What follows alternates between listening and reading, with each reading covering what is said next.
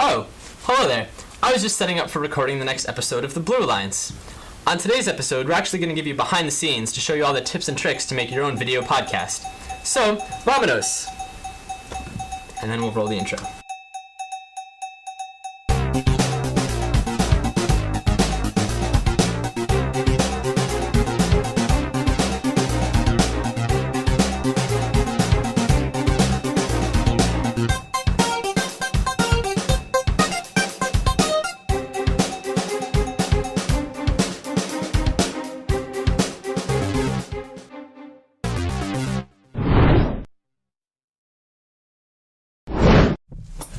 This is our audio soundboard. It's pretty simple, something like maybe a friend has if he's in a band.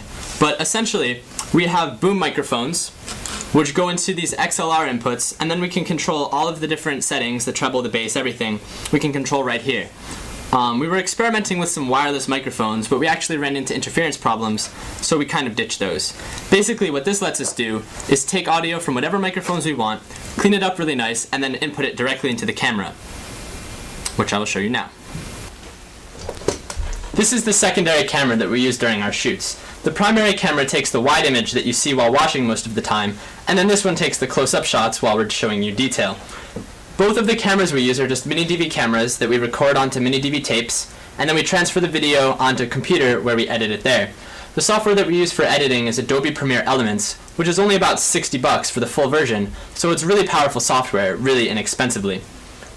Mini DV cameras are really great because they're small, they're easy to hold, they attach to tripods, and they're really inexpensive these days.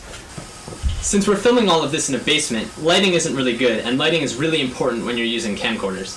So in order to fill in the gaps in our lighting without spending a tremendous amount of money, we picked up some of these really simple quartz work lights from Lowe's. Now these were $10 each, and they're 600-watt lights, so they're really, really bright and really, really inexpensive. The way it works is there's a bulb inside that gets really hot and really bright, and then there's mirrors to reflect the light to be even brighter and focused, and we have a couple on each side of the set so that everything's evenly lit. If you want to do something on your own and you're not going to be filming outdoors where there's already plenty of light, you probably want to pick up a couple of these lights for a couple extra bucks. So, one of the things that we have is this preview monitor so that while we're recording we can look and see if we're in frame or how everything's doing. And one of the cool things with the preview monitor is video feedback, which is like audio feedback, only it doesn't hurt your ears and looks a lot cooler. Now since we had to construct a set on basically no budget, we're just filming in a basement. We already had a workbench and a tool rack, so it creates the atmosphere that we're going for with the Blue Alliance. Now we're doing a 2-camera shoot, so we have the main camera and a close-up camera, and we can cut between the two depending on what we're trying to do. So normally the close-up camera gives us a nice shot of the details that we're working on, and the main camera gives us the wide shot of me and Tom talking. Now, I'm sure there were more things I was going to talk about. Mics. Right. Just keep going, we'll use this cut. Here you can also see the microphones that we were talking about earlier with the mic board. We have 2 boom microphones positioned to pick up all of the audio on the set, so it's important to make sure that we're quiet while we're recording and not making any background noise working on other things.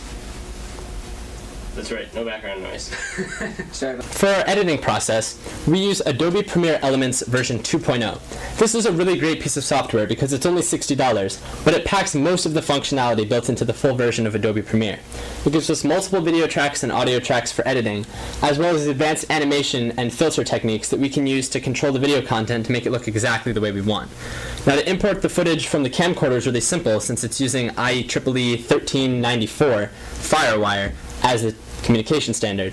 All I have to do is plug the camcorder into the computer, select Capture in Adobe Premiere, and pretty much everything takes care of itself. Once we have the footage imported, we cut it into clips, drop it into the segments, throw in little name bars, little introduction segments, the animations, the credits, and then basically it's done.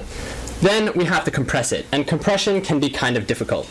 The 3 standards that we use at the Blue Alliance for compression are XVID, iPod-compatible H.264, and WMV9. Now each of these standards offers its own pros and cons, iPod-compatible being extremely easy to transfer to iPods, XVIDs being extremely high quality, and WMVs being extremely compatible. So instead of having to choose one of those that we think would be best for everyone, we provide you, the viewer, with the choice. One thing that any podcast relies heavily on is the internet. Without a website, we wouldn't be able to communicate with you, our viewer, and give you our show to watch. For our website, we have different sections, an About Us section, a Contact Us section, as well as the main page containing all of our posts. Every time that we post a story, the show notes are posted to an RSS feed with an enclosure tag containing the actual video file for the episode. This lets automated RSS readers automatically download and view the video content, as well as regular RSS readers to read the news post and be like, hey, look, a new episode to go download.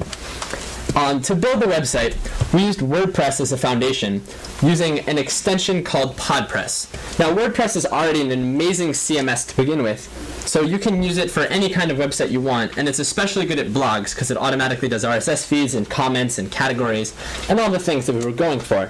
What the PodPress extension lets us do is tie in automatic iTunes feed building, as well as the enclosure tags and different kinds of downloads for you, so every time you go and download something from our show notes, that's PodPress showing off all of its functionality.